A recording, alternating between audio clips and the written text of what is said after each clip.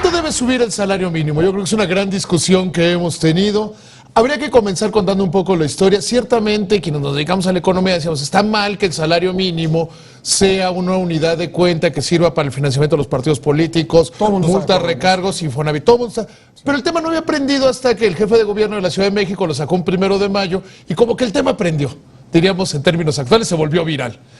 Se logra la desindización del salario mínimo que todavía no está completa, todavía no es una reforma constitucional, no la han aprobado, estados, ¿no? Faltan algunos estados, sí. Van 12 si no mal me equivoco, y además tienes que crear la unidad de medida de actualización, la UMA, y hacer todo este proceso. En este entorno, el 1 de diciembre, la Comisión Nacional de los Salarios Mínimos empieza su sesión permanente para determinar cuál debe ser el salario mínimo para el año. La semana pasada yo te decía, pues es muy sencillo, la inflación esperada es de 3%, más o menos un punto, entonces tendremos un aumento al salario mínimo del 4%. Sin embargo, el gobierno de la Ciudad de México ha insistido en que se puede llegar a 82 hasta 87 pesos. Ha insistido una y otra vez porque así le salen las cuentas. Es imposible hacerlo. O sea, la verdad es que es imposible hacerlo en los términos actuales. Y tendría un impacto en los salarios contractuales y de todas maneras que generaría que hubiera despido de trabajadores, generaría que se siguiera simulando. Y en este entorno, la Comisión Nacional de los Salarios Mínimos dice que mañana venga el jefe de gobierno, que venga el secretario de Desarrollo Económico, que el secretario de Trabajo del Gobierno de la Ciudad de México, que nos den sus argumentos. Lo van a hacer para escucharlos y decir, está muy bien, suena muy bonito, en el mundo ideal todo el mundo lo debería hacer, pero no vamos a hacerlo. Pero no se puede, primero porque no está la reforma constitucional. Segundo, hay que entender que el salario mínimo lo ganan muy poquitos mexicanos. De acuerdo con el Instituto Mexicano del Seguro Social, lo ganan el 4% de los trabajadores afiliados al IMSS. Y más allá, ha disminuido el número en la medida que el Seguro Social ha apretado los controles a los patrones.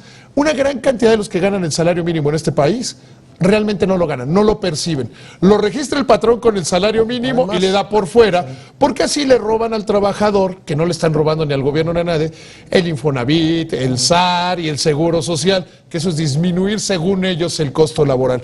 Así las cosas, yo creo que lo que tendríamos que estar viendo, Pascal, es la discusión del salario mínimo debe ser paulatina y tiene que ver con el tema de la productividad, tiene que ver necesariamente con que dejemos de ser un país que ciertamente tiene sectores muy avanzados, el de la fabricación de automóviles, el aeroespacial, que son de primer mundo y que compiten con cualquier lugar, en contra de, por ejemplo, el sector servicios, el comercio y servicios, que parece que estamos en el siglo XIX. Pero ¿qué podríamos hacer para incrementar la productividad y con ello el salario? Yo te diría que una verdadera reforma laboral. Una reforma laboral que hiciera a un lado, pues estos escalafones ciegos, estos sindicatos, que se trabajara por, ya no por hora de estancia en el trabajo, sino por cuánto produces en el tiempo que estás, que es la tendencia moderna. Tendríamos que luchar contra sindicatos que ya los viste, les cambian el pensionista y se ponen furiosos con la ayuda de Morena y el PRD, o les proponen que sean productivos, y simple y sencillamente eso no les gusta. Pero también tendríamos que cambiar, eso me lleva al otro tema, cómo piensa la iniciativa privada o gran parte de la iniciativa privada.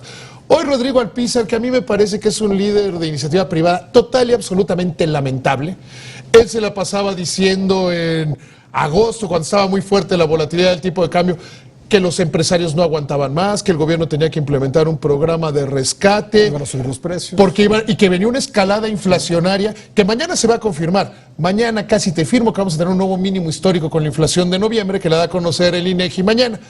Decía todo eso, ahora salió con una nueva. Dice que 12,500 afiliados a Canacintra, es decir, el 25% de su padrón, tienen muchísimos problemas para pagar el aguinaldo. Es una obligación legal. O sea, el aguinaldo no es, en su origen fue un regalo, en su origen era un regalo que le daban los patrones a los trabajadores. Hubo una reforma laboral la primera mitad del siglo pasado, donde se dijo, es una obligación, sí. Es una obligación y es parte del salario, por eso tiene impuestos y por eso tiene esta parte. Pero no, tiene que estar calculado, ¿no? Pues nos va a costar mucho trabajo, entonces está pidiendo que haya, porque ha habido falta de liquidez. Ya no habla de la crisis, ahora habla de la falta de liquidez. Yo creo que tendríamos que hacer un cambio total. ¿Hay falta de liquidez? Claro que no. Sí ha habido retrasos, o sea, sí ha habido retrasos en pagos, porque hemos encontrado en las empresas mexicanas y el gobierno que una de las mejores maneras de financiarte, la más barata porque es de tasa cero, es quinatear a tus proveedores. Lo vemos, por ejemplo, en el caso del gobierno con ICA. ICA anuncia la semana pasada, no voy a poder pagar los intereses de un bono porque el gobierno se ha retrasado en pagarme, la acción se desploma, se empieza a pensar en el concurso mercantil. Y hoy que el gobierno dice que creen, sí estamos trabajando y se me hace que ya le vamos a poder pagar lo que le debemos, la acción repunta otra vez 12% porque le pagan. Y también sale otra vez Rodrigo Alpizar a decir, bueno, que nos paguen a todos. De veras, yo creo que tendríamos que cambiar la mentalidad. Tanto en un lado, la de los líderes sindicales, que fueron los que estuvieron alentando a Morena y al PRD con la reforma del pensionista, y en el otro lado tendríamos que cambiar a líderes como los de Canacintra, que siguen esperando que papá gobierno les resuelva todos sus problemas, o que le va a pedir una prórroga para que paguen el aguinaldo, que es una obligación, ¿eh? Tiempo de nuevas mentalidades. Debería ser. Nos vemos Muchas mañana, gracias. Pascal.